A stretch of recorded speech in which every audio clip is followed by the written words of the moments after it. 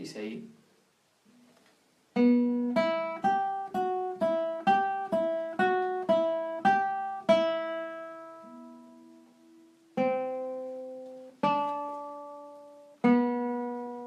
Y esa música de fondo.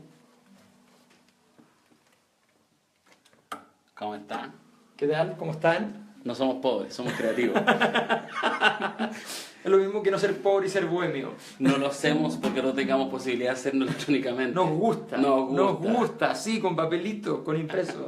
¿Cómo Pero, están? ¿Qué tal? Producción del más alto nivel nos dicen. Así es. Dicen aquí. Oh, rompí la guitarra. Está bien, perdona, no es mía, no me importa. Se cayó. Muy bien. ¿Cómo Hola, ¿qué están? tal? ¿Qué tal? Gusto Alberto, ¿cómo estás? En Muy estado bien. sólido, ¿no? En estado sólido, como cada día martes, al menos por agosto. A ver si lo pasamos. Con un gran entrevistado, ya vieron el nombre. Así Lo vamos es. a presentar con detalle. Camisa blanca, pantalón verde, zapatillas. Un joven intelectual, político, abogado. Siempre bueno tener un abogado cerca. Pero periodista. Periodista. Sí, rara la mezcla. Bueno, claro. Pero eso vamos a preguntarle. Le gusta estudiar, parece. Le gusta estudiar. Le gusta estudiar. Un hombre estudioso, Está así bien. es. Oye, antes de ir con el invitado, un par de preguntas, ¿no? A ver.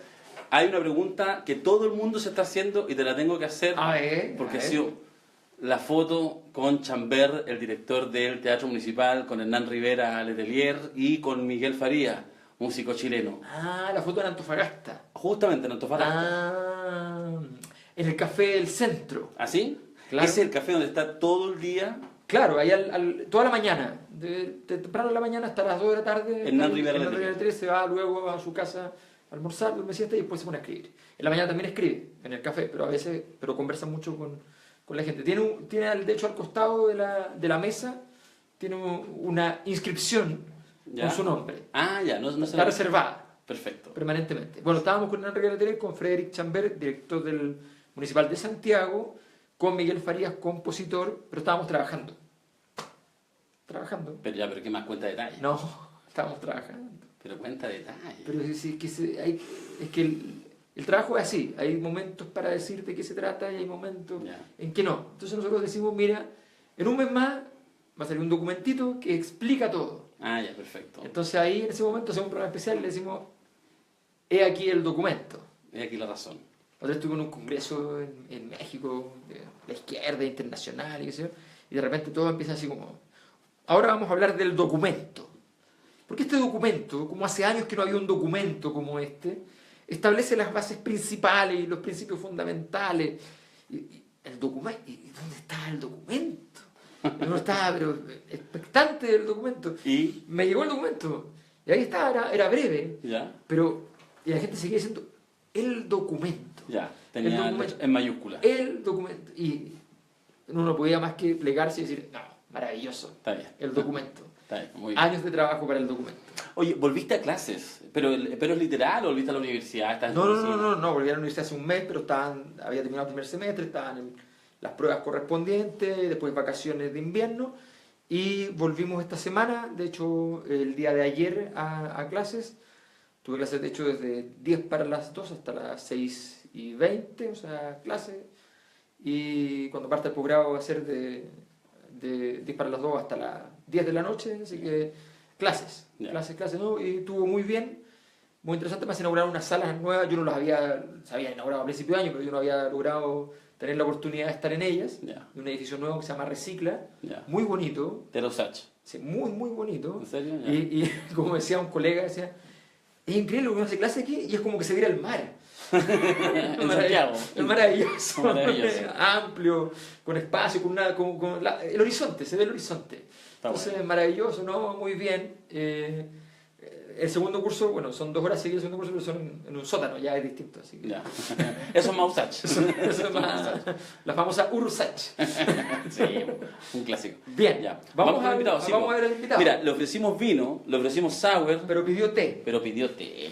Y yo El le vino, pedí un agua perra. agua perra. Sí. El vino es de la producción. El vino de la producción. Así que si se mueve Estaba mucho la listo. cámara... Oye, pero no le sacamos aquí el tecito, qué le ordinario. va a quedar muy Qué cargado. ordinario, quizá le gusta Pobrecito, cargado. pobrecito. Renato Garín. Muchas gracias, profesor Mayol. ¿Cómo está? Aquí estamos. El profesor ¿Qué tal? Renato y el profesor Mayol. Aquí estamos. ¿Cómo están todos? Buenas noches. Bueno, Renato Garín, yo lo conocí alguna vez en un programa por internet. Ya, estamos con 300 personas en vivo. Hace tiempo atrás. Bueno, no sé cuánto tiempo, ya no sabe. ¿Cuánto tiempo habrá sido? ¿5 años? 6 años más o menos. ¿6 años? Sí, 2011. Plena crisis. Inútiles y Superpsicos se Así llama llamaba. ese programa. Ah, ese. Ese. ¿Tú Mira. lo escuchaste? Pero Sí, esta pues. gente progresista escucha cosas tan extrañas. No, es que yo en ese tiempo no era progresista. Ahora me voy desviando, pero esa es otra historia. Bueno, entonces, Renato ahí era una voz dentro de ese variopinto grupo Muy joven. de vos. expertos en ángeles. ¿No? Expertos en ángeles. Rodrigo Carmi, que le mandamos un saludo. Un gran saludo, Rodrigo. Donde había todas las ediciones, y ahí tuve la ocasión de conocerlo y empezar a ver este despliegue que luego redunda en un columnista muy destacado, con columnas que empiezan a ser muy relevantes, con polémicas armadas a partir de esas columnas. Y luego ya el paso al escritor de un libro exitosísimo, una venta, un superventas. ¿Cuánto se vendió? A ver, pongamos así. Como 6.000 ejemplares. 6.000 ejemplares. 6.000 ejemplares, para que tengamos una idea, para que entendamos el mercado editorial chileno. En Chile, al mes más o menos, así se venden de los libros nuevos, recién editados, en total 10.000 ejemplares. Al mes, entre todo lo que Entre sale. todo lo que se vende. Sí, Entonces, vender 6.000, sí. vender 6.000. De hecho, la otra vez estuve en una reunión con una editorial en España y me decían, o sea, ahora vender 10.000 en el mundo es como, vender 10.000, bien. Claro. No, ya no es como en esos tiempos donde Claro. 20.000. ¿Cuánto 30.000. vendió el Derrumbe el modelo? 14.000. 14.000. Una locura. Que aquí, claro, estamos hablando de libros. Sí, Ya, sí. solo eso, chiste interno. Entonces, veamos bueno, El Lobby Feroz, tu gran obra, o le tienes más respeto a otra. Muchas veces pasa que la más exitosa uno la mira así como... Tengo uno ahora que va a estar apareciendo ¿Ah, sí? ¿De qué? Anticipo. durante este proceso, digamos, que se trata sobre las élites, que es un tema que tú has tratado bastante, no siempre estando de acuerdo con tus tesis, sin embargo yo voy a tratar de mostrar en ese nuevo trabajo que hay un secuestro institucional en Chile. Un secuestro institucional que ya creo que demostré en el Lobby Feroz respecto de esta imbricancia histórica entre la élite política y la élite empresarial, cómo ciertos personajes se conectaron unos con otros e hicieron un negocio industrial respecto a las relaciones políticas. Y ahora lo que quiero mostrar es cómo otras instituciones que no son el lobby, que no son las puertas giratorias entre política y negocio, otras instituciones, tienen una lógica capturada, secuestrada, digamos, donde las élites se apropiaron de las instituciones. Esa es la tesis dura que me Otras mueve. instituciones, a ver, para tener el elemento concreto que el ser humano necesita. Una. No digamos más. A ver, hay una caso. institución clave, yo creo, que es el cuoteo. Ya. ¿Ya? Cuando quiero decir institución, quiero decir incluso los usos de la élite. A mí la tesis que me mueve central, Alberto, es la tesis que propone Alberto Edwards en La Fronda Aristocrática. En la fronda, Que es un libro conservador, no es un libro progresista. por supuesto. Es un libro más bien reaccionario que apoya una dictadura, que es la dictadura de el Caballo Ibáñez, ¿no? El año 27. Pero todas las verdades se tocan. Así es. Y esa tesis que emana, sabemos, de Spengler, ¿no? La decadencia de Occidente. ¡Qué gran libro! La decadencia de Dios Occidente. Y Spengler habla de la fronda, ¿no? Y la fronda viene antes del siglo XVII francés, cuando en la minoría de edad de Luis XIV se generan unas revueltas sociales en las élites por alzas de impuestos y por las guerras, que se llama la fronda, la época de la fronda. Y la fronda era una especie de onda o de tirachinas, como decían acá en la colonia, una especie de boleadora Bolívar. para tirar cosas a las ventanas de las élites. Entonces cuando se habla de la fronda es la élite que captura las instituciones y esta ciudadanía, el pueblo, ¿no? el tercer estado, digamos, que emana cierta resentimiento histórico contra la élite. Y una época de fronda. Y por eso yo a este libro le puse La Fronda. No sabíamos. Muy bueno. Bueno, Un pequeño regalo. claro, un Pequeño regalo. Me habría gustado tenerlo, pero estamos un poquito atrasados ahí con la imprenta. El corazón de mi tesis que me mueve en el lobby feroz es ese. Es decir, hay una manera de entender el poder en las élites post-Pinochet que ya no es público ni privado, que ya no es de izquierda o de derecha, que ya no es progresista ni conservador, sino que es más complejo que eso. que es una élite que se diferencia del resto, que construye sus cánones políticos, sus cánones institucionales, su propia moral, que se diferencia de este grupo social anterior, que eran los hacendados, ¿verdad? Que es un mundo que la Unidad Popular daña seriamente en su proyecto histórico, que luego Pinochet termina por sepultar, ¿verdad? Que es el mundo de la vieja hacienda, ¿no? Ese mundo de la vieja hacienda le cede su paso a estos otros, ¿no? Que son plutocráticos, que son avasalladores, y ahí está el lobby. Ahí está nuestro amigo Eugenio Tironi, ahí está Enrique Correa, Cristina Vitar, la hermana Velasco. Ya, pero ahí dijiste algo al principio que claro, porque hay un elemento que es bien concreto, que es esta articulación a nivel de las oficinas, las unidades de trabajo que articulan la élite, y en el fondo la alimentan en sus relaciones ya de un modo sistemático, profesional, que es el lobby.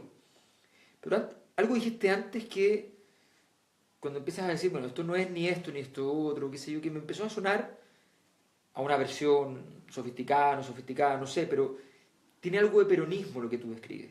Sí. Esta cosa que es una cosa que uno no sabe si es prepolítica, pospolítica, es una política hecha de otra manera, sin ideología, sin partido, sin estructura, pero con ideología, con partido, con estructura al mismo tiempo. ¿No? O sea, ¿cómo describirías este alma que recorre esta fronda de alguna manera? Bueno, yo creo que hay que mirar los textos primero. ¿Los textos de quiénes? Hay un canon en el siglo XX chileno del ensayo histórico, donde está Alberto Edwards con La Fronda, donde está Aníbal Pinto Santa Cruz con el Chile, un caso de desarrollo frustrado, un gran libro. Gran libro. Tremendo. Después viene el presidente Aguirre Cerda con su extraordinario ensayo que se llama La cuestión agraria, Así es. que de hecho ese texto es clave para entender todo el proceso del siglo XX chileno, al menos respecto de la reforma agraria y la hacienda. Esos tres libros, al menos en la primera mitad del siglo XX, ya te hablan de una cuestión central, que es que hay un asunto respecto de las élites y el modelo productivo en Chile, que está siempre como inconcluso, ¿no? Y que nosotros como Frente Amplio hoy día decimos, hay que cambiar el modelo productivo. Claro, pero uno mira y resulta que lo dijo Aguirre Cerda, lo dijo Balmaceda, lo dijo Pinto Santa Cruz, incluso los historiadores conservadores lo habían dicho, o sea, Francisco Antonio Encina, por ejemplo, ¿no? Que en 1911, en una frase genial, creo yo, de Francisco Antonio Encina, dice, Chile se resume en esta frase, consumimos como civilizados y producimos como bárbaros. 1911. Francisco 1911. Brillante, ¿no? Entonces, cuando uno mira esos tres ensayos, Aguirre Cerda, Pinto Santa Cruz, Edwards, la cuestión es clara. La élite no fue capaz de tener un proyecto de desarrollo, ¿no? Miremos después la segunda mitad del siglo. Bueno, de hecho se niegan al proyecto de Balmaceda. Totalmente. Y se niegan al proyecto de Balmaceda sin ninguna razón más que esa negación al proyecto de desarrollo. Como más tarde se van a negar al proyecto radical. Exactamente. O sea, pero es muy impresionante porque en el caso de Balmaceda logran capturar incluso a los mismos liberales. O sea, los grupos liberales terminan denostando su propio líder para poder apoyar a los grupos conservadores en la necesidad de terminar con esta locura, que era la locura del desarrollo, de la integración territorial, del ordenamiento, o sea, de la construcción de un Chile que estaba a puertas del desarrollo además. Sí, en ese instante. porque digamos, el centenario pilla a Chile. Hay textos clave en esto, ensayos cortos, ¿no? Esas frases que van quedando, me parece que no somos felices, que dice un ensayista que se cita comúnmente en las campañas presidenciales, lo digo porque el señor Guillé Lo ha citado. lo ha citado mucho esa frase, y cuando uno mira, uno dice, a ver, Aguirre Cerda, Pinto Santa Cruz, Edwards, los tres hablan de lo mismo. Mira la segunda parte del siglo XX, el gran ensayo de la segunda parte del siglo XX, Mario Góngora, el ensayo histórico sobre la noción de Estado en Chile. ¿Qué dice Góngora en eso? La élite toma el Estado para sí. Arma un proyecto histórico en el Estado, pero después se queda con el Estado para sí. Y el neoliberalismo, y aquí volvemos a la tesis que me mueve, el neoliberalismo es una contradicción en los términos. Porque el neoliberalismo te dice, por un lado, el Estado tiene que ser pequeño, el Estado es malo, achiquemos el Estado. Esta es la tesis de José Piñera, de Axel Kaiser, ¿verdad? Y sus mentores, que son Robert Nozick, ¿verdad? Que es Anarquista de Utopía, una versión de los libertarianos, y Friedrich von Hayek, ¿verdad? Camino a Servidumbre y otros ensayos, que es la otra camino de estos austrolibertarios donde se inscribe nuestro estimado Axel Kaiser. Esa tesis de achiquemos el Estado, bueno, resulta que cuando uno la mira en la práctica, todos los días, resulta que el Estado chiquito que ellos proponen es para ellos.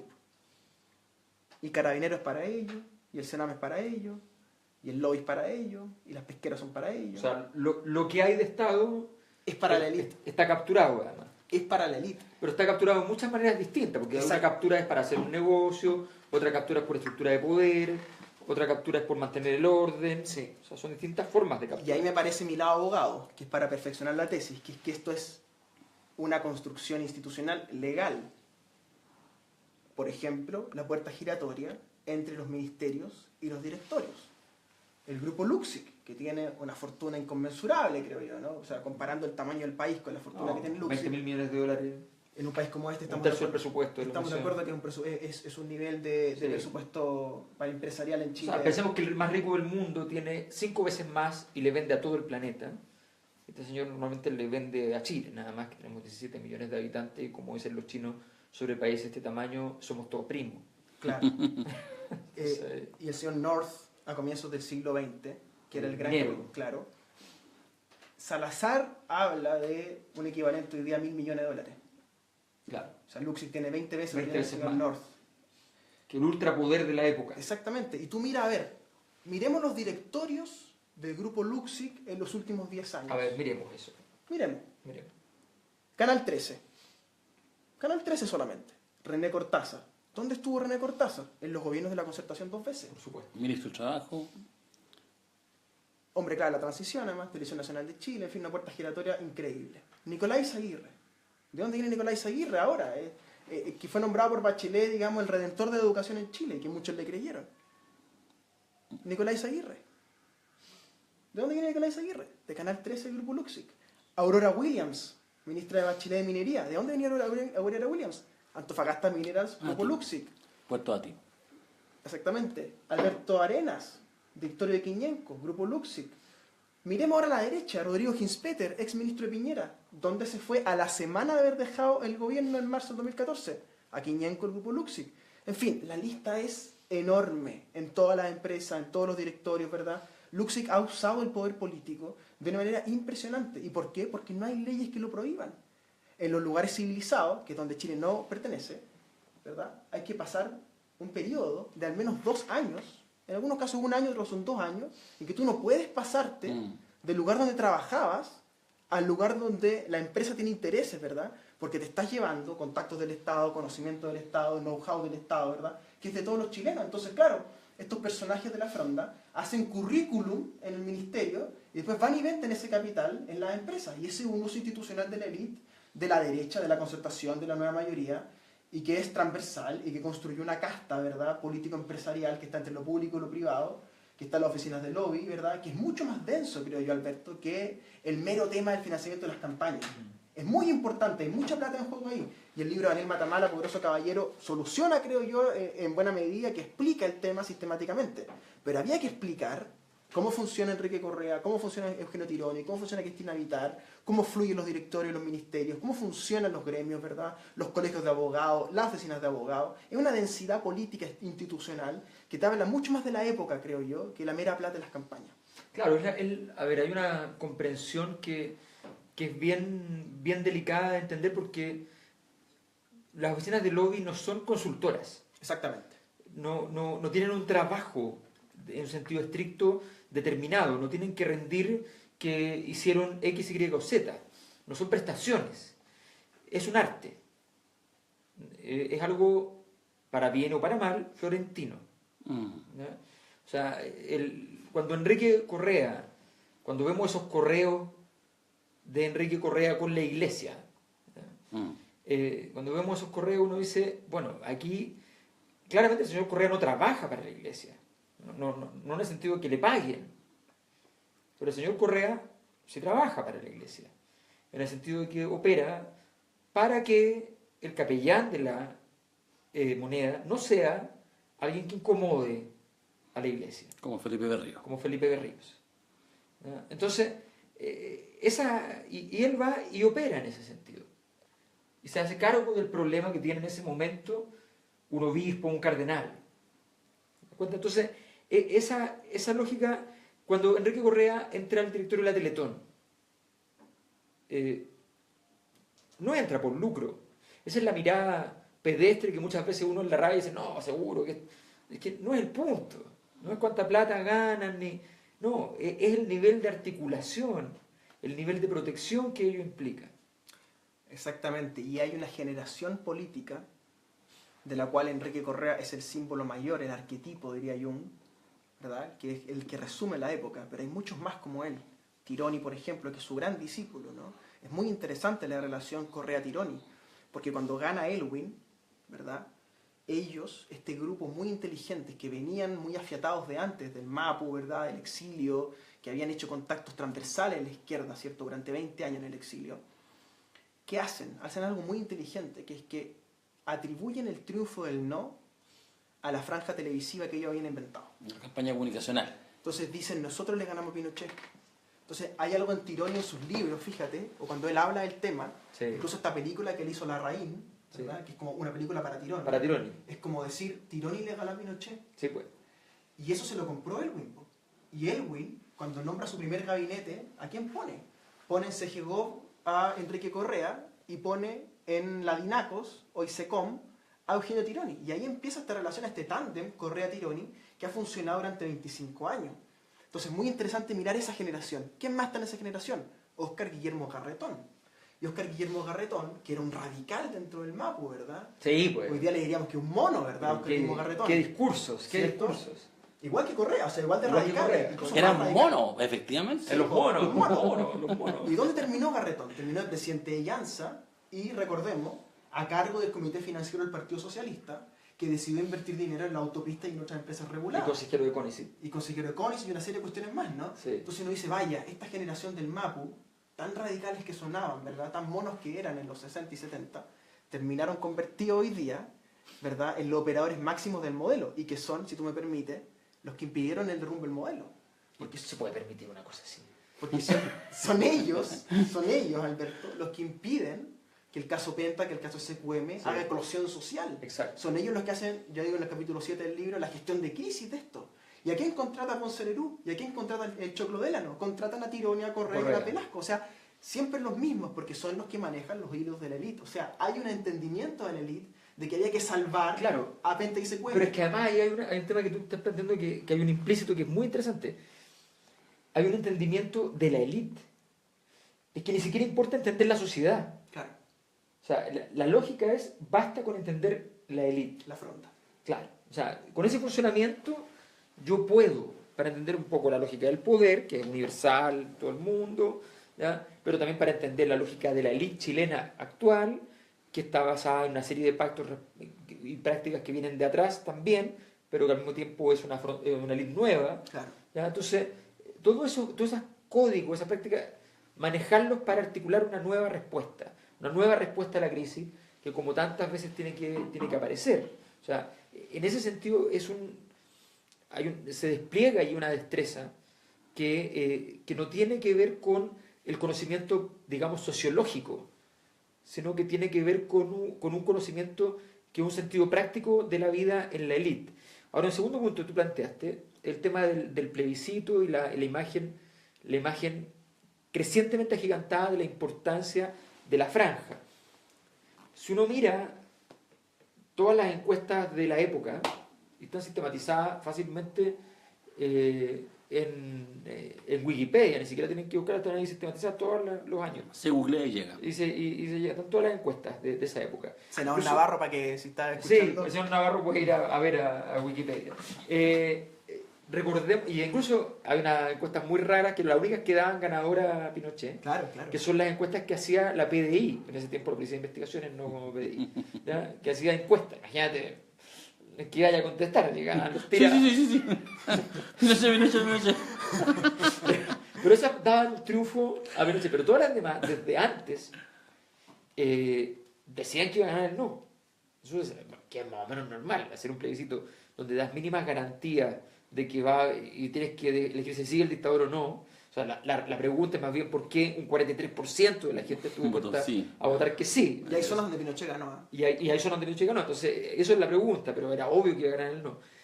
Dicho esto, es interesante entonces que se juegue con la tesis de que esto fue la franja, Y hay un gran detallito, no tiene ninguna importancia para lo importante que estás diciendo tú, pero un detallito que no se menciona sobre la película no. En la película no está Correa, No está correcto. solo está Tironi. Exactamente. Hay una gran venganza de Tironi, maravillosa, y Sí. lo saca de la película, no queda para el cine de Oye, Hollywood. es cierto, ¿eh? No lo había Sí, pensado. No está Correa. Y es muy sorprendente además que yo me gusta y a la vez no me gusta el cine de Pablo Larraín. Que es que Pablo Larraín toma las figuras y las desarma, las humaniza al nivel, digamos, de poner a Neruda en los prostíbulos, digamos, Sí. ¿no? Que me hace una cosa súper interesante. Pero yo me pregunto, Pablo Larraín, Pregúntale a Pablo. pregúntale. ¿podemos hacer eso, Pablo Larraín? Está conectado. ¿Podemos llevar a Neruda a los prostíbulos y tenemos que hacerle una oda a Tironi? Yo no entiendo. O sea, podemos mostrar la humanidad de Neruda y mostramos la grandeza de Tironi. Pablo, lo que te dije. Pablo, Pablo, no estás no- entendiendo no está- nada. No está- pero mira, a ver, ¿sabes qué? Sí, o sea, yo, la película de Neruda parte con una escena genial, hay que decirlo. La primera escena en el baño. Sí, es brillante. ¡Uy, qué escena! Alerta la spoiler, película. alerta En el spoiler, Senado, cuidado. En el Senado. Sí. ¿Ya? Lucho Ñeco ahí. Neruda, Una escena frondista, ¿no? meando. Una escena plenamente frondista. Los Entonces, senadores juntos, meando juntos meando en el juntos, baño, en el baño del Congreso. haciéndole bullying al comunista. Cuando no ha pasado. Entonces empezaron a... Y obviamente Neruda se defiende bien, con el estilo El gigantesco, Neruda. el Neruda, ya, mientras mea, etcétera. Entonces, un despliegue extraordinario con una cámara maravillosa. Muy bien, muy bien. Pero sí, es cierto esto de que en ese proceso de humanización además no se entiende cuál es el final del camino. O sea, después Claro. de humanizarlo, Claro. ¿qué hacemos? Pues si hacemos eso con Neruda, que yo estoy de acuerdo que se haga, digamos, o sea, lo mismo que ha hecho Jorge Baradit, por ejemplo, tomar a la figura histórica y decir, mira, eran de carne y hueso, tenían digamos, desviaciones, tenían placeres sexuales, no sé, tomaban, ¿verdad? O sea, eran personas de carne y hueso. ¿Por qué no hacer eso con Tironi? Porque Pablo Larraín toma la figura de Tironi y la ensalza al nivel de que la ensalza. Y es porque yo creo que comparten un etos, que es el etos de estos negocios comunicacionales, ¿no? Que es el negocio de hacer comerciales para Falabella, ¿verdad? O sea, de suma puntos con la CMR, ¿cierto? Que en el fondo... El universo de la compra. Exactamente. Y esta es la clave para entender a Tironi. Tironi entendió el no como una marca. Oh. Y al ser el no una marca, Tironi dijo, yo inventé la marca. Y eso después la concertación, inconsciente o conscientemente, se lo empezó a pagar. Y los empresarios se lo empezaron a pagar. Ya, ¿y qué es la transición si el no es una marca?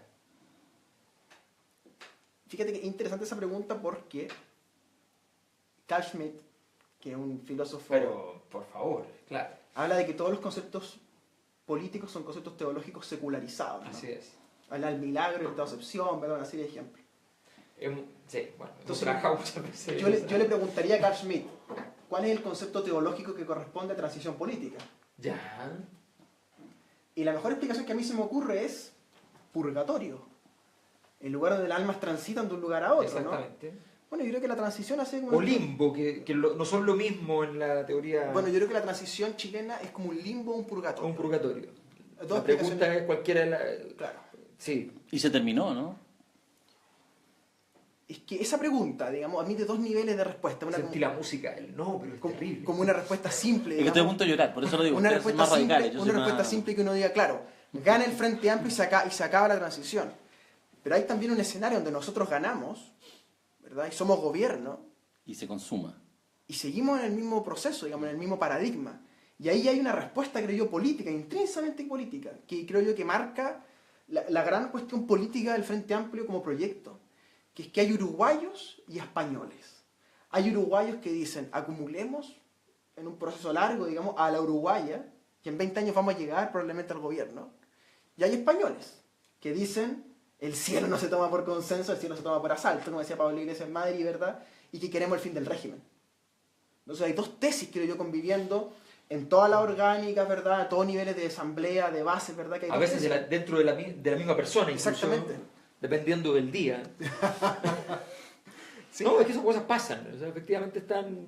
O sea, yo creo que hay dos, como, ¿cómo se acaba la transición? Yo creo que hay dos niveles de respuesta, El digamos. otro día me preguntaba, esta es una pregunta más que supone cierto nivel de polémica, pero me llegaba la pregunta de un académico de una universidad de Antofagasta que estaba haciendo una conferencia en Argentina, entonces y me escribe porque se había encontrado una persona que estaba haciendo una investigación sobre el Frente Amplio chileno, una uruguaya que está haciendo la investigación. Me plantea la pregunta, no sé si entendí bien, pero la pregunta que quizás es la pregunta de ella. ¿Es el Frente Amplio una renovación de las élites o es una transformación de la estructura de las élites? Yo creo que esa es la gran cuestión política dentro del Frente Amplio. O sea, la gran cuestión política en el Frente Amplio no es un choque de orgánica, no es personalismo versus colectivismo, no es la asamblea versus el centro, no es esa la cuestión. La cuestión es cuál es nuestra posición respecto del régimen imperante. ¿Queremos el fin del régimen o queremos la reforma paulatina del régimen? Y esas son dos cuestiones, creo yo, que tarde o temprano va a tener que aparecer, como aparecieron en la concertación en algún momento. Lo que sí hay que mencionar y que hay que ser muy claro, que es que el grado de penetración que ha tenido el neoliberalismo en la sociedad chilena, como doctrina filosófica, económica, ¿verdad? Y además con sus enfermedades propias, ¿no? El fenómeno de la depresión, ¿verdad? El Como vida cotidiana. Claro, el fenómeno del estrés, ¿no? El colon irritable, la fibromialgia, ¿no? Que es muy fuerte en las mujeres. El déficit atencional. Claro, exactamente, por ejemplo. ¿De qué estabas hablando? Ese tipo de enfermedades, lo que te habla es que el neoliberalismo triunfó a nivel de los cuerpos, de la carne. ¿No? O sea, no quiero aquí ponerme biopolítico ni abrazar... No, pero es es un fenómeno que ocurre en la era Reagan en Estados Unidos. Exactamente. Exactamente igual. Más intenso porque había más plata en Estados Unidos en ese momento para poder llevarlo esto al extremo de que le daban la medicación psiquiátrica la misma a toda la familia, incluyendo al perro. ¿Ya? O sea, todo eso está muy bien descrito en obras de literatura como Bret Easton Ellis, American Psycho y todas las obras de Bret Easton Ellis que son muy brillantes, muy bien escritas y además que hablan de esta época desenfrenada, loca, sí, derechista, sí, pero perversa, perversa, porque pero... ¿Por qué dijiste pero perversa? No, por los conservadores, Ah. por los conservadores que dicen, no, pero estos tipos eran, qué sé yo, ambiguos sexualmente, como el mismo dice, y como el mismo es, como Easton Ellis, ¿ya? Entonces, y llenos de locuras que no saben, esquizofrenias que no están claras si son tales o sencillamente son el desarrollo de la imaginación. Entonces, y esto de grandes fiestas, ultra borrachos, ultra drogados, y qué sé yo, toda esa lógica donde además toda la familia está integrada en ese proceso. Entonces esa era Reagan, que es la base cultural del neoliberalismo, si se quiere, en términos de operación cotidiana. Es como el sueño del neoliberalismo, ¿no? La época Reagan, Sí. Nueva York, digamos, ¿no? Sí. Que es donde se genera... Gobernados por un actor. Claro, y donde se genera en esos años 80 la figura, el tótem en Nueva York, que se llamó Donald Trump. Sí, pues. O sea, son los años 80 los que generan Donald Trump, que después es la consecuencia de lo que Donald Trump terminó siendo, pero son esos valores culturales, y en Chile hay una literatura así, creo yo. Yo creo que cuando uno lee de nuevo, digamos, desde esta mirada que tenemos nosotros hoy día, Mala Onda de Fuguet, por ejemplo, o sea, y cuando uno ve Matías Vicuña, ¿no? Ese personaje que Fuguet piensa jalando coca en Río de Janeiro arriba del cuerpo de una brasileña, digamos, uno dice, bueno, hay algo ahí del desenfreno de las élites, ¿no? Que es más cultural, y es un desenfreno económico, ¿verdad? Sí. Es un desenfreno también muy interesante, creo yo, porque funciona en contradicción. Es un desenfreno sexual en las élites, a la vez que se oponían al divorcio, por ejemplo. Claro. Es un desenfreno al nivel de las drogas, a la vez que se oponen a la legalización de las drogas. No cuestionamos la estructura social, solo hacemos una vida más desenfrenada. Exactamente. Y ese desenfreno termina siendo, creo yo, cristalizado en un modelo social que hoy día está, no sé si derrumbado, tal como alguna vez alguien te escribió ahí en una columna en El Desconcierto, que nada se derrumba, todo es derrumbado. O sea, yo creo que el modelo no se va a caer así como por una implosión, digamos, sino que va a ser empujado, digamos, de algún lado o del otro. Porque, ojo, aquí puede ocurrir un derrumbe del modelo neoliberal desde el propio neoliberalismo. Por supuesto. ¿No? O sea, la historia del capitalismo se parece más a eso. Sí, es lo más probable, claro, históricamente hablando. Sí, claro, claro. Marx dice, ¿no?, que la burguesía es doblemente revolucionaria, ¿no?, que revoluciona la sociedad preagraria, ¿no?, y después revoluciona su propia creación burguesa, Sí, ¿no? Y eso es lo que puede pasar en Chile, y es que el neoliberalismo haga como una especie de mutante, ¿no?, y consuma dentro de sí estos movimientos sociales y transforme esto en consumo. Y eso también es una alternativa que puede ocurrir. Y ojo, las oficinas de lobby funcionan en esa lógica.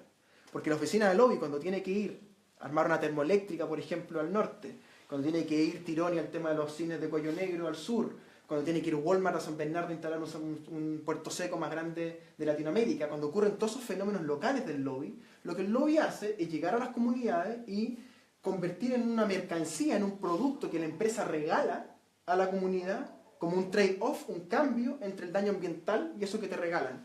Llámese camisetas de clubes de fútbol, obras públicas que financian las empresas mismas, indumentaria para las juntas de vecinos, alimentación en las fiestas, digamos. O sea, compran, ¿verdad?, el beneplácito de las comunidades para instalar proyectos.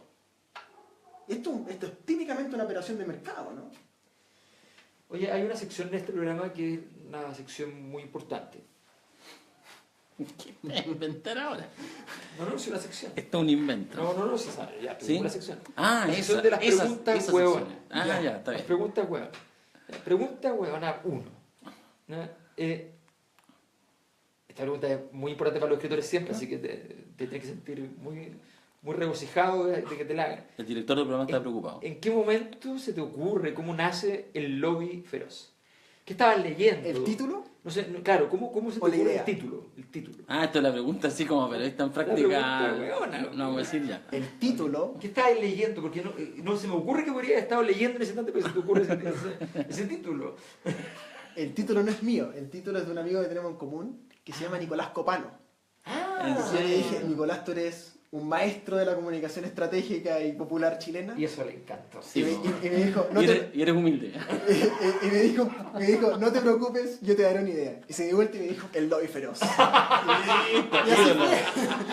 Está bien. Y yo le dije a Arturo Infante Catalán, le dije, mira, tengo la idea del lobby feroz. Me dijo, fantástica, Listo. fantástica. Pero te quiero explicar el libro, no importa. El libro puede ser malo. No, y ha Igual. funcionado mucho porque además cada vez que mencionan casos de lobby que han venido ocurriendo después del Sí. libro bastante, o sea, tengo material para un segundo tomo bien nutrido, digamos, y también del material extranjero, que es bien interesante. Ustedes saben que Correa tiene interés en Buenos Aires y en Lima. Estamos exportando lobby. Siéntanse orgullosos. Exportadores de lobby. El modelo productivo chileno va a pasar de la primera generación de exportar tierra, cobre y fruta a exportar lobby. Yo creo que es un salto cuántico al Enorme. que nosotros no podemos dejar de valorar. Con una producción de empleo de 48 personas. Maravilloso. Oye, pero ya, y otra pregunta. Esta es la otra sección que se llama pregunta no tan huevo. La pregunta ahí es, ¿cómo se investiga el lobby? ¿Tú ejerciste el lobby? Dinos la Me ha verdad. descubierto. He sido atrapado en mi libro de trampa. Está el tío Emilio, de hecho, por acá. Bueno, es complejo porque hay 3 niveles de investigación, digamos. Un nivel es quiénes son. Tuve que meterme, digamos, al corazón de la biografía de Correa, de Tironi, de las hermanas Velasco, de la Cristina Guitart, de cada uno de estos personajes. Eso fue lo más difícil de todo. Se te cierran los círculos, ¿verdad? Empiezan a correrse la voz, los grupos de WhatsApp, los Telegram, ¿no? Y hay alguien, Es su pega. alguien anda preguntando por don Enrique y Chao. nadie te contesta, digamos. Borrado. Sin embargo, logré ir construyendo un set de fuentes de personas que habían pasado por estas empresas de Los lobby. despedidos de siempre. Exactamente. Lo Hugo Bravo de la historia, ¿no? Claro. Y ellos me fueron contando un poco la industria. Entonces, eso es un nivel, ¿no? El adentro de la industria. Después hay un segundo nivel que es, bueno, ¿qué hacen? ¿No? ¿Cómo influyen en las leyes? ¿Cómo influyen en los parlamentarios? Y ahí hubo que hacer una revisión para atrás de la prensa. Me pasé en la hemeroteca de la Biblioteca Nacional un buen rato, mirando titulares, mirando artículos cortos, y fue encontrando como la genealogía, diría el simpático de Nietzsche, una genealogía que vaya hablando de cómo el concepto fue derivando en una cosa, en otra cosa, cómo el poder fue configurando el concepto de lobby, digamos, ¿no? Una genealogía del lobby en Chile. Y ahí aparecen varios personajes. Francisco Javier Cuadra, Claro. ¿no? Una consultora que se llama Chivitas, muy importante, que es donde se forman Jorge Insunza y otros muy importantes. Aparece el gobierno de Elwin. Que trabaja junto con Enrique Correa en un momento, Claro, haciendo exactamente. una articulación perfecta transicional entre la derecha Así y es. el Partido Socialista. Así Todos es. pasan por Correa y Sí. después lo olvidan. Claro, Sí. claro, exactamente. Se sumó Nicolás Copano, por si acaso está mirando. Está mirando. Un abrazo a Nicolás Copano. Sí. Entonces, cuando Elwin toma esta administración y uno dice, a ver, ¿quiénes acompañaron al presidente Elwin? Personajes como Correa, Tirón y Cristina Vitar, que estaban en la moneda en ese gobierno porque era encargada de la PEC comunicacionalmente. Y la jefa de prensa del presidente Elwin era María Lulu Velasco. La conocía Marilú Velasco, ¿no? Que era hija de Belisario. hija de Belisario. Entonces tú dices, a ver, la señorita Velasco, hija del subsecretario y la jefa de prensa, termina en el lobby. Enrique Correa, Sejegov termina en el lobby. Correa termina, Tironi termina en el lobby. Todos terminan en el lobby. Entonces uno dice, a ver, la época, eso que pasó entre el 89 y el 95 más o menos, configuró el mercado. Pero no, o sea, no es una... A ver, claro, hay una destreza, obvio, naturalmente. Pero no es la capacidad la que determina el lobista. No. Es la oportunidad. Es la estructura donde habita y las posibilidades que esa estructura le procura. Mira, yo creo que hay un principio con el cual hay que funcionar. Cuando uno lee los ensayos que te he mencionado, Fronda Aristocrática de Edwards, La cuestión agraria de Pedro Aguirre Cerda, El desarrollo frustrado de Pinto Santa Cruz, La noción histórica del Estado en Chile de Góngora, incluso te diría Labradores Proletarios de Salazar, El Chile perplejo de Jocelyn Holt, La carta abierta a Patricio Elwin de Armando Uribe. ¿Estás insinuando que son todos lobistas? No, estoy diciendo, estoy diciendo, esos ensayos comparten una tesis que es, todos los negocios lucrativos en Chile surgen siempre en el mismo lugar, el Estado. Estos lobistas hicieron el negocio desde dentro del Estado y armaron dentro del Estado las oficinas del lobby y después las sacaron, ¿cierto? Como una nave, sale una nave nodriza, digamos. Es el Estado el que genera las condiciones de mercado. Y esa es la gran falacia neoliberal, creo yo, libertariana, lo Axel Kaiser. Claro.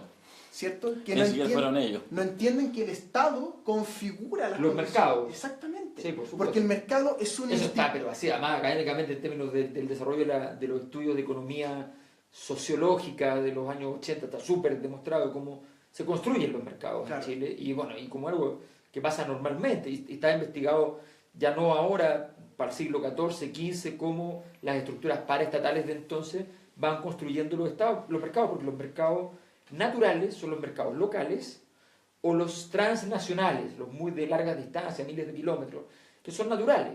La gente va a buscar lujo y trae cosas muy caras Así es. a gran distancia, no perecibles por supuesto, o va a comprar muy cerca al mercado objetos perecibles, la feria, por decirlo así. Pero el mercado intermedio de 50 kilómetros, 100 kilómetros, 500 kilómetros, solo puede acontecer bajo la configuración política. Así es. Y la historia de Chile ya conoció esta manera de crear modelo económico y social. El siglo XIX portaliano, el siglo XIX largo, Bueno, digamos, que va desde el 33 al suicidio de Balmaceda, ¿no? Pasando por las guerras y todo lo que pasó entre medio, los dos levantamientos, Pedro León Gallo al medio, toda esa historia larga, ¿verdad? Bueno, toda esa época estuvo marcada por dos características. Una semidemocracia, democracia formal, pero en realidad una captura, ¿verdad?, militar y política, y un semicapitalismo. O sea, semidemocracia y semicapitalismo en el régimen portaliano. Mi impresión y la tesis que mueve el lobby feroz, y la tesis que mueve la fronda también, es este periodo de Chile, neoliberal, post-Pinochet, es una semidemocracia y es un semicapitalismo parecido al del 19, basado en el mismo concepto. Porque Guzmán es un neoportalerismo, Exactamente. Y el mercado de hoy día son neoestancos. por supuesto. ¿Se entiende la idea? O sea, Sí. el viejo estanco chileno fue renovado hoy día por el estanco de las farmacias, el estanco de Luxic, el estanco de los mates, el estanco de los Angelini, el estanco de Said, los múltiples estancos de Sayé, ¿verdad? ¿Estarías dispuesto a decir que pasamos de una oligarquía burguesa a una burguesía oligárquica?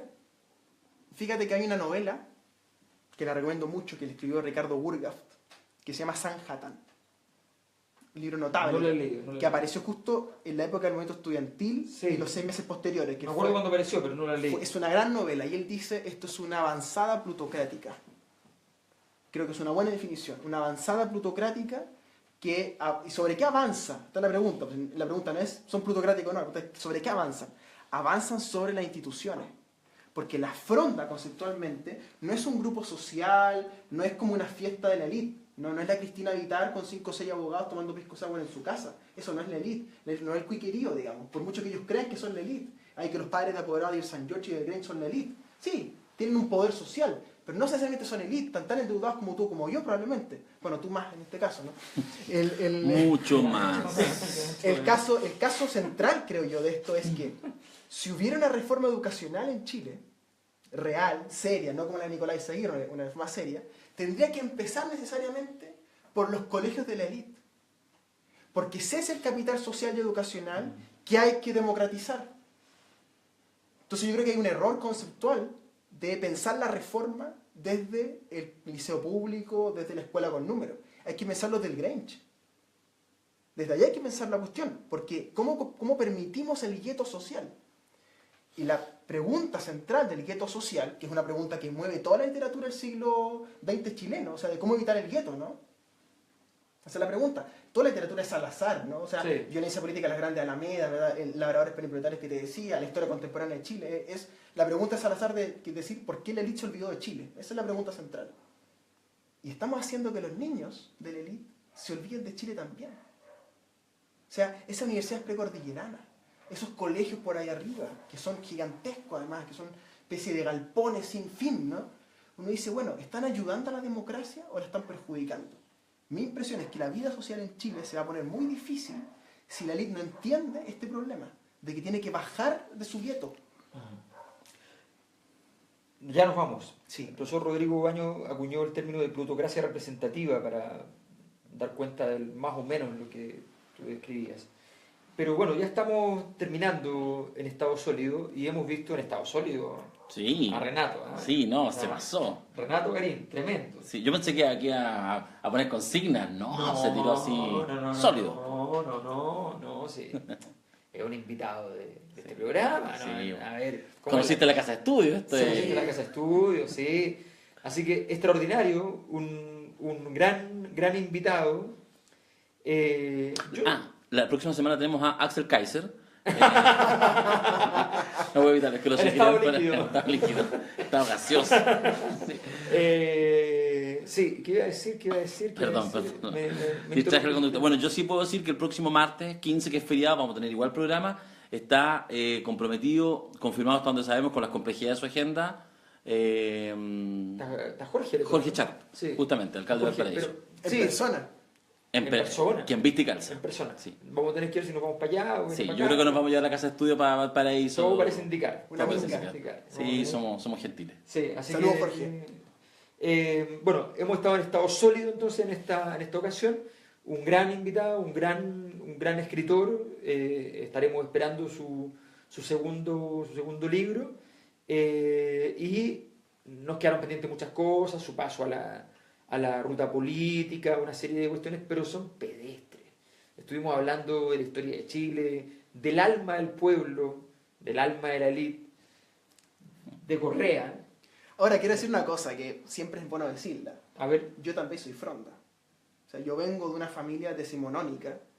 por el lado Garín. ¿O Claro, por el lado Garín. Garín. Abdón Galindo Larea, diputado, intendente como 3 veces. O sea, Así era la cosa. un balmacedista que se murió 2 años después de la Ah, pero un guerra civil. balmacedista. Claro. No, pero Ah, no, bien. pero por favor. Y además, Sí. José Manuel Garín Williams, otro balmacedista más, sobrino de Williams de Rebolledo, el almirante de la guerra del Pacífico, y ellos dos eran fronda.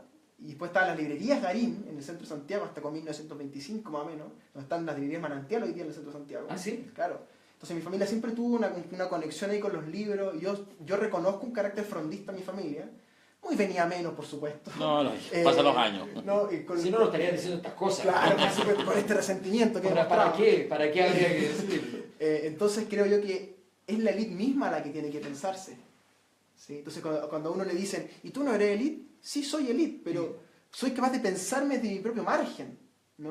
Yo creo que es probablemente lo que haces tú también, o sea, de decir, soy quien soy, me llamo como me llamo, pero incluso soy capaz de pensarme a mí desde mi propio margen, ¿no? Yo creo que ese es el ejercicio intelectual más desafiante, son los hombres y mujeres que escriben cosas más profundas y potentes, los que piensan desde el margen de sí mismos. Claro. Yo no, Tú no. No. Bueno, la verdad es que yo siempre he tenido la duda, porque no sé, esta cosa se supone que sería, mi papá nació una vez en la feria, entonces medio complicado.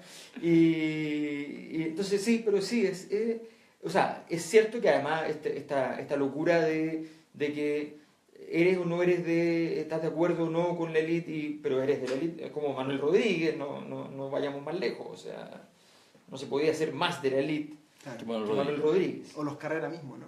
Bueno, No, eso sí que era... o sea, y claro, y O'Higgins abandonado y todo, abandonado con estudio pagado en Inglaterra, digamos.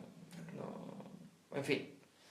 Bueno, Nos vamos, en estado sólido. Este día martes nos despedimos y nos vamos con Renato Garín, nos vamos a tomar un segundo té con flores y maravilla y estamos ya para vernos pronto y te deseamos mucha suerte, Renato. Muchas gracias. En la obra escrita, en la obra oral, en el resultado político, en todos los desafíos que vienen. Que así sea. Que así sea. Juntos, espero, unidos, ¿no? hasta ahí nomás. Se está cortando transmisión. Gracias. Adiós, chao. Chao. ¿Lo corto o los dejo hablar? Los dejo hablar porque no he cortado. ¿Los dejo hablar? No, corta.